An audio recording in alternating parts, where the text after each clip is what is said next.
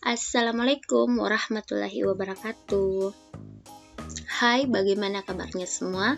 Semoga kalian dalam keadaan yang sehat sehingga bisa mengikuti pembelajaran pada kesempatan kali ini. Di kesempatan ini kita akan membahas materi yang ada pada kelas 6, tema 2, persatuan dalam perbedaan, subtema 1, rukun dalam perbedaan pada pembelajaran yang pertama. Jadi ini adalah pembelajaran pertama di tema yang kedua. Ini adalah kompetensi dasar yang akan kita capai pada pembelajaran kita kali ini. Terdiri dari 3 muatan pelajaran, ada ilmu pengetahuan alam atau IPA, ada IPS atau ilmu pengetahuan sosial, dan ada bahasa Indonesia.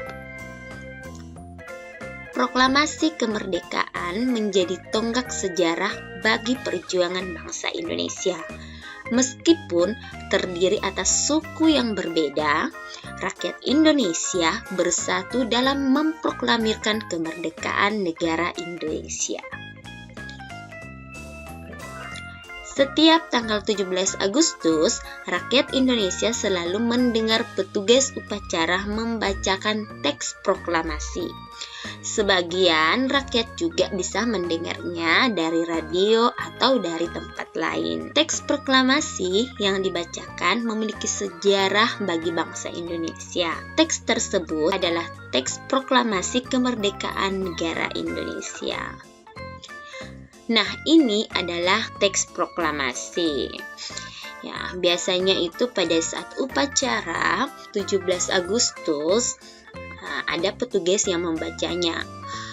Proklamasi, kami bangsa Indonesia dengan ini menyatakan kemerdekaan Indonesia. Hal-hal yang mengenai pemindahan kekuasaan dan lain-lain diselenggarakan dengan cara seksama dan dalam tempo yang sesingkat-singkatnya. Jakarta, hari 17 bulan 8 tahun 45, atas nama Bangsa Indonesia Soekarno-Hatta.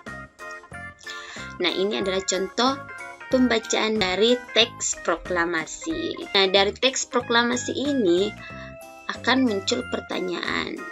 Misalnya, apa yang kamu ketahui tentang teks tersebut? Nah, tentunya setelah mendengar pembacaan teks proklamasi tadi, kita bisa mengetahui bahwa teks tersebut adalah teks proklamasi kemerdekaan negara Indonesia. Kemudian pertanyaan kedua, hal lain apa yang ingin kamu ketahui tentang teks tersebut? Jadi, dengan melihat teks tadi, di benak kita itu biasa muncul banyak pertanyaan. Pertanyaannya seperti, apa arti dari proklamasi? Kemudian kapan proklamasi itu dibuat?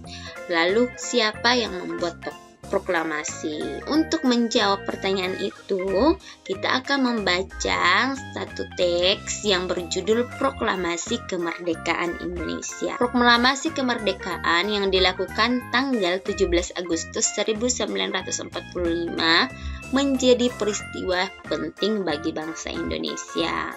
Nah, peristiwa tersebut menjadi tonggak sejarah di mana bangsa Indonesia berhak atas kemerdekaannya dan wajib mempertahankannya. Nah, ini diawali dengan dijatuhkannya bom atom oleh tentara Amerika Serikat pada tanggal 6 Agustus 1945 di kota Hiroshima dan pada tanggal 9 Agustus 1945 di kota Nagasaki. Nah, hal ini membuat Jepang akhirnya menyerah kepada tentara sekutu. Peristiwa ini dijadikan kesempatan oleh bangsa Indonesia untuk segera membebaskan diri dari penjajahan bangsa Jepang. Nah, ini adalah contoh dokumentasi dari peristiwa bom atom yang terjadi di kota Hiroshima dan kota Nagasaki yang berada di negara Jepang. Teks proklamasi ditulis di Rumah Laksamana Tadashi Maeda, Jalan Iman Banjol nomor 1. Para penyusun teks proklamasi adalah Insinyur Soekarno, Dr. Andes Muhammad Hatta, Mr. Ahmad Subardjo. Konsep teks proklamasi ditulis oleh Insinyur Soekarno. Saat itu hadir pula PM Dia, Sayuti Melik, Soekarni, dan Sudiro. Soekarni mengusulkan agar yang menandatangani teks proklamasi itu adalah Insinyur Soekarno dan Dr. Andes Muhammad Hatta atas nama bangsa Indonesia. Teks proklamasi diketik oleh Sayuti Melik. Tempat perumusan teks proklamasi itu berada di Rumah Laksamana Tadasi Maida, Jalan Imam Banjol nomor 1. Nah, sekarang rumah itu dijadikan sebagai Museum Perumusan Naskah Proklamasi. Nah, yang menjadi penyusunnya ada Mr. Ahmad Subardjo, ada Dr. Andes Muhammad Hatta, ada Insinyur Soekarno. Kemudian pada saat itu juga ada Soekarni dan Sayuti Melik. Sayuti Melik inilah yang mengetik teks proklamasi tersebut.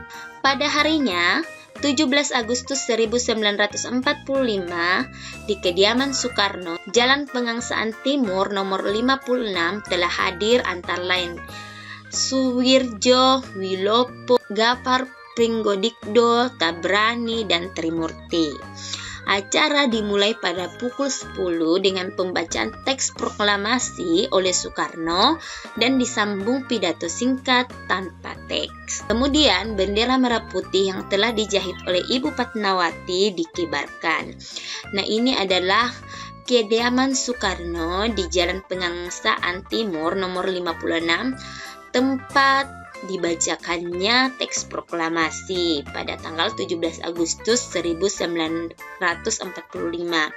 Ini adalah proses pembacaan teks proklamasi, dan ini pada saat bendera merah putih yang telah dijahit oleh Ibu Fatmawati dikibarkan. Nah, setelah melihat atau membaca teks proklamasi kemerdekaan tadi, tentu muncul beberapa pertanyaan. Nah, pertanyaannya biasa diawali apa, mengapa, siapa, bagaimana, kapan, di mana. Nah, contoh pertanyaan apa yaitu apa yang dilakukan Insinyur Soekarno, Muhammad Hatta, dan Mr. Ahmad Subardjo? Yang dilakukan oleh mereka adalah merumuskan teks proklamasi. Kemudian, mengapa Jepang menyerah kepada sekutu?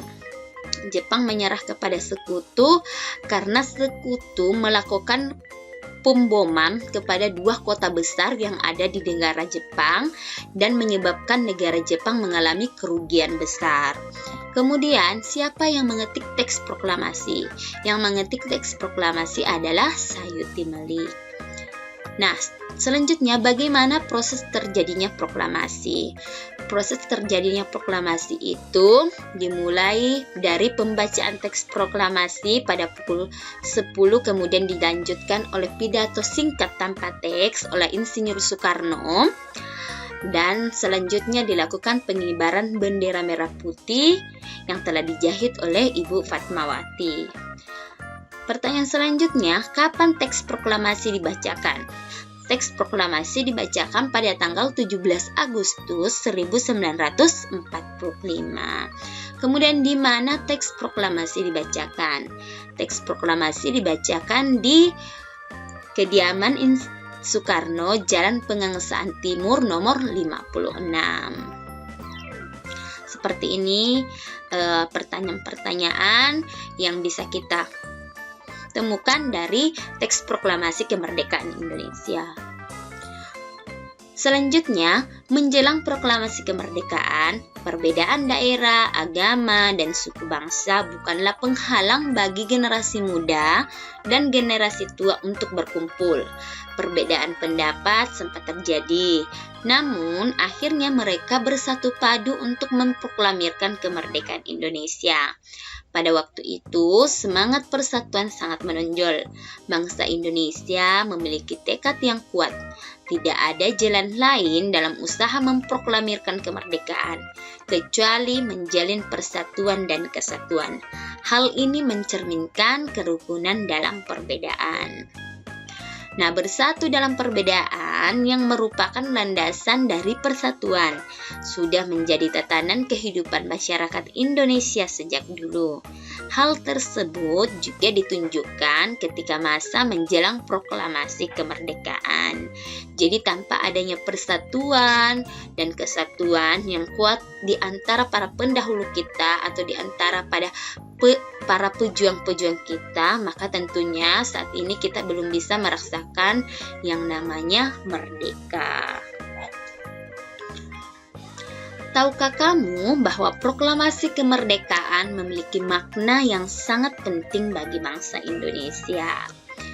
Nah, maknanya yaitu yang pertama, sebagai puncak perjuangan Indonesia. Bangsa Indonesia telah dijajah selama bertahun-tahun oleh negara-negara Eropa sampai Jepang. Penduduk dengan latar belakang yang berbeda bersatu untuk melawan penjajah. Proklamasi kemerdekaan merupakan hasil dari perjuangan para pahlawan. Yang kedua, pengakuan kepada dunia luar. Dengan membacakan teks proklamasi, Indonesia mengumumkan kepada dunia luar bahwa Indonesia adalah negara yang merdeka. Mereka sudah tidak dijajah lagi oleh bangsa lain atau negara lain. Nah, pengakuan ini atau de facto diikuti oleh pengakuan dari negara lain atau de jure. Kemudian, yang ketiga, menaikkan martabat bangsa. Pembacaan teks proklamasi memberikan pesan kepada negara lain bahwa Indonesia adalah negara yang bebas dari penjajahan, negara yang memiliki martabat, dan negara yang mandiri. Kemudian yang keempat, perjuangan sebagai negara baru. Indonesia adalah negara yang dibangun oleh rakyat dan untuk rakyat. Negara Indonesia adalah negara mandiri yang tidak tergantung kepada negara lain. Nah, yang kelima, tonggak sejarah negara Indonesia. Pembacaan teks proklamasi merupakan awal dari masa kemerdekaan Indonesia yang terbebas dari belenggu penjajahan. Inilah 5 makna penting proklamasi kemerdekaan bagi negara Indonesia. Tahukah kamu bahwa diperlukan kemampuan untuk melakukan penyesuaian atau adaptasi ketika kita ingin menciptakan kerukunan dalam perbedaan? Masih ingatkah kamu pepatah di mana bumi dipijak, di sana langit dijunjung? Pepatah ini mempunyai makna apabila kita berada di tempat yang baru, maka kita perlu menyesuaikan diri dengan keadaan setempat agar kita bisa diterima dan hidup berdampingan dengan damai. Hal ini juga berlaku pada tumbuhan. Agar keberlangsungan hidupnya terjamin, maka tumbuhan harus mampu melakukan adaptasi sesuai kondisi lingkungannya. Bagaimana cara tumbuhan beradaptasi? Mari kita pelajari bersama. Nah, sekarang kita akan melihat bunga teratai. Nah, ini adalah gambar dari bunga teratai. Tahukah kamu bunga teratai? Siapa di antara kalian yang tahu tentang bunga teratai? Nah, tanaman ini tumbuh di air. Agar dapat menyesuaikan diri, tanaman ini memiliki akar di bawah air. Tangkai daunnya tumbuh menjalar sehingga daun teratai ini dapat mengapung di air. Daun teratai berbentuk bundar dan lebar. Fungsinya adalah agar daun dapat menyerap cahaya matahari sebanyak-banyaknya. Hal ini akan berdampak saat penguapan air dan berfotosintesis.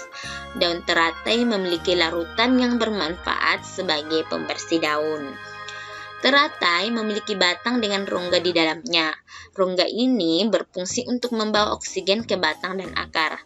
Meskipun akar berada di dalam air, akar masih tetap dapat bernafas. Nah, ini adalah informasi-informasi tentang bunga teratai. Sekarang kita akan membuat pertanyaan tentang bunga teratai. Pertanyaannya bisa dimulai dengan kata apa, mengapa, siapa, bagaimana, kapan, di mana. Contohnya misalnya, apa fungsi rongga pada batang bunga teratai? teratai. Fungsi rongganya adalah untuk membawa oksigen dari batang ke akar. Kemudian, mengapa bunga teratai bisa mengapung di air? Karena tangkai daunnya tumbuh menjalar di air. Kemudian, pertanyaan selanjutnya, siapa penemu pertama bunga teratai? Penemu bunga teratai pertama kali yaitu suku Nymphaceae. Kemudian, bagaimana bunga teratai dapat menyisirkan diri? Bunga teratai dapat menyisirkan diri yaitu dengan mempunyai akar yang ada di dalam air. Kapan bunga teratai membutuhkan cahaya matahari? Bunga teratai membutuhkan cahaya matahari pada saat proses fotosintesis. Kemudian di mana bunga teratai tumbuh? Nah, bunga teratai tumbuh pada air. Ini adalah contoh pertanyaan-pertanyaan yang muncul pada teks bunga teratai. Seperti tumbuhan, manusia memiliki cara berbeda dalam beradaptasi. Perbedaan yang ada bukan untuk dipermasalahkan, namun untuk kita syukuri. Tuhan menciptakan kita berbeda-beda agar kita saling mengenal dan saling menghargai. Perbedaan merupakan anugerah Tuhan. Nah, demikianlah tadi pembelajaran kita hari ini. Sampai ketemu pada video-video pembelajaran berikutnya. Assalamualaikum warahmatullahi wabarakatuh.